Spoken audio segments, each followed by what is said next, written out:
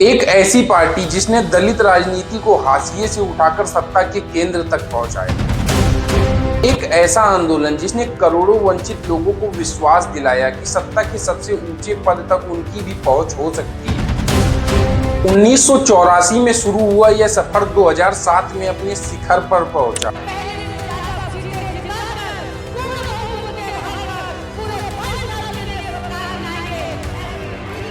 जब बीएसपी ने अपने दम पर उत्तर प्रदेश की सत्ता पर कब्जा कर लिया। लेकिन फिर ऐसा क्या हुआ कि कभी 206 सीटें जीतने वाली पार्टी आज एक एक सीट के लिए संघर्ष कर रही है? क्या बीएसपी अपने मूल उद्देश्य से भटक गई है? क्या संगठन कमजोर पड़ गया है? क्या बदलती राजनीति ने उनके जनाधार को छीन लिया है? या फिर नेतृत्व की कुछ रणनीतिक गलतियों ने इस आंदोलन को धीरे धीरे कमजोर कर दिया? जानेंगे आज के वीडियो में।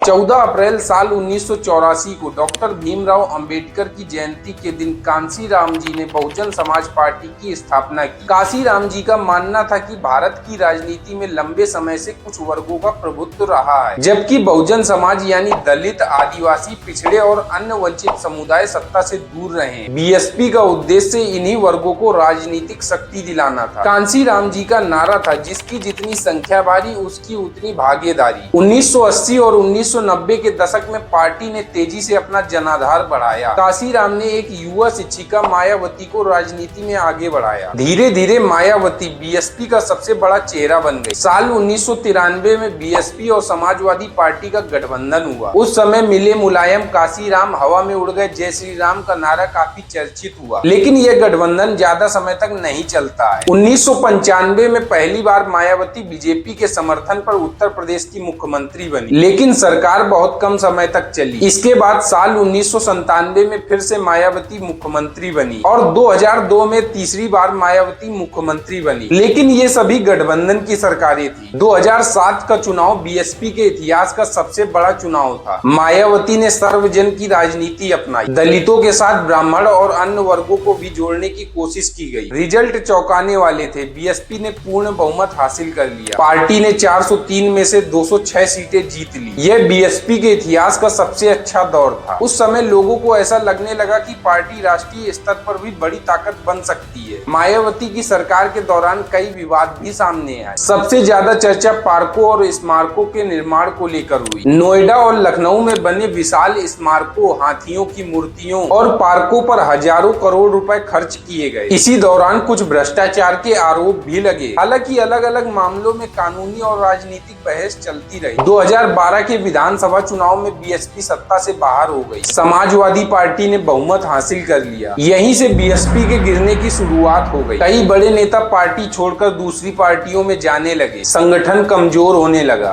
2014 में बीजेपी ने देश भर में बड़ी जीत हासिल की। उत्तर प्रदेश में भी बीजेपी का प्रभाव तेजी से बढ़ा। बीएसपी को लोकसभा चुनाव में एक भी सीट नहीं मिली। यह पार्टी के लिए बड़ा झटका था। इसके बाद दलित वोटों का एक हिस्सा बीजेपी की तरफ जाने लगा। यहीं से बीएसपी पर राजनीतिक सवाल उठने लगे। बीएसपी पहले की तरह सड़क पर संघर्ष करती नहीं दिखाई दी। पार्टी बीजेपी के खिलाफ उतनी आक्रामक नहीं थी जितनी पहले अन्य सरकारों के खिलाफ हुआ करती थी। पार्टी के वोटर्स को लगने लगा कि बीएसपी एक मजबूत विपक्ष की तरह नहीं काम कर रही। बीएसपी ने 2014 के लोकसभा चुनाव में 0 सीट जीती। 2017 के विधानसभा चुनाव में 19 सीट जीती। 2019 के लोकसभा चुनाव में सपा के साथ गठबंधन किया और 10 सीटें जीती। 2022 के विधानसभा चुनाव में मात्र 1 सीट मिली और 2024 के लोकसभा चुनाव में एक भी सीट नहीं मिली। यह आंकड़े बताते हैं कि कभी 206 सीटें जीतने वाली पार्टी अपने अस्तित्व के लिए संघर्ष कर रही है। 1984 में शुरू हुआ आंदोलन 2007 में सत्ता के शिखर पर पहुंचा, लेकिन सत्ता के शिखर से गिरावट भी उतनी ही तेज रही। आज बीएसपी एक ऐसी जगह खड़ी है जहां उसका भविष्य उसके अगले कदम तय करेंगे। क्या मायावती और बीएसपी फिर से वापसी कर पाएंगे? कमेंट में जरूर बताएं। वीडियो अच्छा लगा हो तो वीडियो को लाइक और ज्यादा से ज्यादा शेयर करें और चैनल को सब्सक्राइब करना ना भूलें। मिलते हैं इसी तरह के एक और वीडियो में।